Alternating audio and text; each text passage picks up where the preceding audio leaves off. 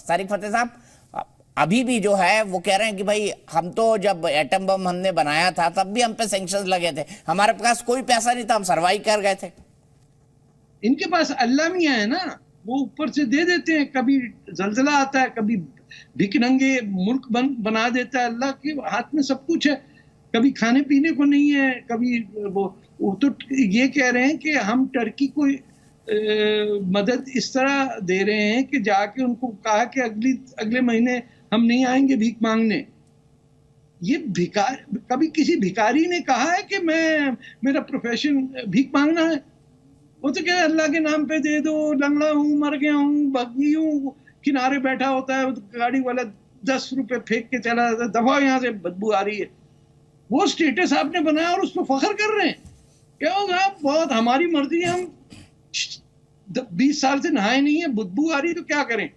अरे भाई यहां तक आ रही है, क्या बात कर रहे हो तुम? कत्लेआम किया, लोगों का खून तुम्हारे हाथ भीगे हुए डूबे हुए हैं, लोगों की मौत में, और तुम बैठ के यहाँ कह रहे हो जो हमारी मर्जी जो करें हम। कैसे मर्जी तुम्हारी? तुमने ठेका लिया हुआ है?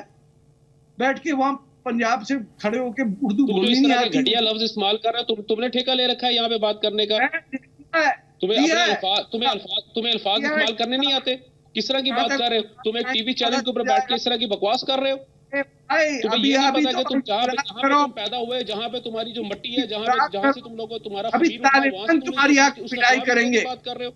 उस कौम के खिलाफ तुम इस तरह की बात कर रहे हो। तुम्हारे इंसानियत नाम की चीज नहीं है। किस तरह की बात कर रहे हो? झूठे तरीन इंसान हो तुम। तुम्हारी कोई एक बात भी सच्ची होती है? झूठे तरीन इंसान हो तुम। और तुम्हें अगर नहीं किसी चीज का पता हो तो यहाँ पे बैठ के ना ज्यादा चीखे मत मारा करो, समझ आई ना? अरे यार जाके करो। इतना अरसा होगा यहाँ से भागे हुए हो। किसी काबल होते तो तुम यहाँ पे होते ना, भगोड़े। तुम्हारे अंदर तो तुम्हारे अंदर तो गैरत नाम की चीज ही नहीं है। हाँ बिल्कुल नहीं है। जो मर्जी कर लो, आप कर लेंगे, इसका क्या कर लो? एंड में तो तुमने की चीज नहीं है, बिल्कुल नहीं है यहाँ पे। ए भाई भीख ही मांगनी है ना तुमने, तो नखरी क्यों करते हो यार? कटोरा लेके हर गाड़ी वाले सुनो, मेरी एक छोटी सी बात सुन लो।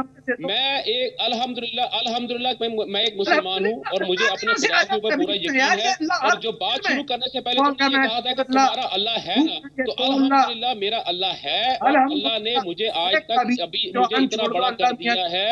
और मैं अल्हम्दुलिल्लाह अपने मुल्क के अंदर बैठा हुआ तुम्हारी तरह भाग भाग के कभी कहीं छुप के जिंदगी नहीं गुजार रहा।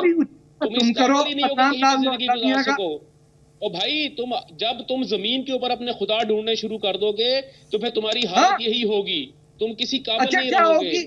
तुम्हारे पास एक सेकंड के लिए भी सोचने समझने के टिक के बैठने की कहीं जगह भी नहीं है तुम्हारे पास, समझ आई ना? और तुम बात नहीं कर रहे हो। अल्हम्दुलिल्लाह मैं मुसलमान हूँ। मेरा मुल्क जो है वो इस्लाम के नाम पे कायम हुआ और अल्लाह ताला ही इसकी हिफाजत कर रहा है। तुम्हारी तरह का टट पूंजी जो है वो इसका कुछ नहीं बिगाड़ सकते। टर्की में सिर्फ मुसलमान मुल्कों में आ रहा है जलजला। ये क्या कहां से आ गया? कुछ अकल आई है? पैगाम मिला नहीं मिला? होश के ठिकाने करो। 500,000 मुसलमान मार दिया सीरिया में। वो खा गया आपका एर्दोगान अंकल, जिसके नाम पे पूरा पाकिस्तान जब तुम्हारे पास किसी बात का जवाब नहीं है तो अब तुमने इस अजीब सी बात करनी शुरू कर दी है। दीपक भाई आप एक ऐसे बंदे को लेके यहाँ पे बैठाया करो, ठीक है? वो काउंटर करे, जो मर्जी करे। ये पंडित साहब बैठी हुई है, जज साहब बैठे हुए हैं, कम से कम सेंसिबल बात तो करते हैं यार। ये एक ऐसे बंदे को उठा कर ले आते हो जिसको सिर पैर का नहीं पता, ठीक है? तुम्हारा बात करेगा वो जी फलाना हो गया, तुम्हारी नस्ल खराब है। और भाई नस्ल खराब है, हमारी नस्ल का एक गंदा अंडा था, वो ये तुम्हारे सामने बैठा हुआ है, आप उसको उठा के बाहर ले आते हो। क्या ये इस काबिल है? आप खुद बताओ कि ये सेंसिबल बात करता है कभी? बात ये देखिए, मैं बात कर रहा इंसान को, अगर देखो मेरी बात सुनो, इंसान का टेम्परामेंट लूज अगर आपने करवाना हो तो इस तरह के घटिया बंदे को सामने बैठा दो। इंतहाई शांत से शांत आदमी भी इसकी शक्ल देख के इसके मुंह से निकला हुआ गंध सुन के वो हमेशा हाइपर होता है। अच्छा, हम व्यक्तिगत चाहते हो कि मैं हमेशा हम व्यक्तिगत ना हो। दोनों ने अपनी बात रख ली। तारिक साहब एक बात कहना चाहता हूं, जब आप आगे बोल रहे हैं तो आपका स्काइप का कनेक्शन कट जाता है, इसको मैं दुरुस्त करवाता हूं। मैं सीधे चलता हूं जनरल सिवाज के पास। जनरल सिवाज, मुझे बताइए आप अब क्या रास्ता है पाकिस्तान के पास, और फिर मैं आरिफ रिंद साहब के पास चलूंगा। और देखो बिल्कुल दीपक, एक तरफ खाई एक तरफ हुआ, जैसे आप बता रहे थे, बिल्कुल ऐसी सिचुएशन है। इतना ज्यादा कर्जा है अभी उनके पास, $130 बिलियन का, इन्फ्लेशन रेट 30% से ज्यादा है, और foreign reserve $3 billion I think Shiva साहब कुछ टेक्निकल इशू है, मैं फिर मैं आ गया हूँ आपके पास। तो अभी सच्चाई ये है कि पाकिस्तान के पास और कोई चारा नहीं, अगर इसको IMF से लोन चाहिए जो है तो इनको गैस, ऑयल और सब्सिडी कम करनी पड़ेगी। फ्री फ्लोटिंग इनको डॉलर के साथ आपका रुपी करना पड़ेगा, वो 300 से 350 400 तक हो सकता है, और ये होगा तो महंगाई और बढ़ेगी, लोग सड़कों पर आएंगे, तो बहुत क्रिटिकल सिचुएशन है। मगर इसके अलावा कोई चारा नहीं, क्योंकि IMF लोन नहीं देगा तो बाकी सऊदी अरेबिया, UAE और चीन ने भी मुंह मोड़ लिया।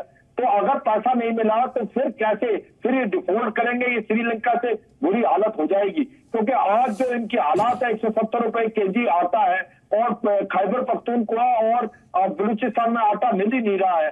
उसके बाद जो हर चीज महंगाई आसमान छू रही है, और अब पेट्रोल और डीजल के लिए इनके पास पैसा नहीं रह जाएगा 5-7 दिन के बाद। फिर क्या होगा, डिफॉल्ट अगर करते हैं तो फिर फाइनेंशियल इंस्टीट्यूशन इनको आगे लोन नहीं दे पाएंगे। तो सच्चाई है पाकिस्तान की हालात अब बिल्कुल खराब है, इनको लोन लेना ही पड़ेगा। लोन अगर IMF नहीं देता तो फिर ये आगे नहीं चल पाएंगे, क्योंकि दूसरे देशों ने भी यही बोला, अगर IMF लोन दे देगा तो हम भी आपको कुछ लोन दे देंगे। तो इसलिए IMF का लोन लेना बड़ा जरूरी है, और IMF ने जो शर्तें लगाई हैं वो बहुत सख्त है, वो पाकिस्तान को माननी पड़ेगी। अगर पाकिस्तान वो मानता है तो फिर महंगाई और बढ़ेगी, लोग सड़कों पर आएंगे, सिविल वॉर ऐसी सिचुएशन पैदा हो सकती है। तो ये सच्चाई है कि आज की तारीख में पाकिस्तान की जो फाइनेंशियल कंडीशन है बहुत खराब है। और ये बात कर रहे थे कि पाकिस्तान की आर्मी की, मैं ये बताना चाहता हूँ, एक छोटा देश ज्यादा बड़ी आर्मी है, भारत से 1/7 हिस्सा है,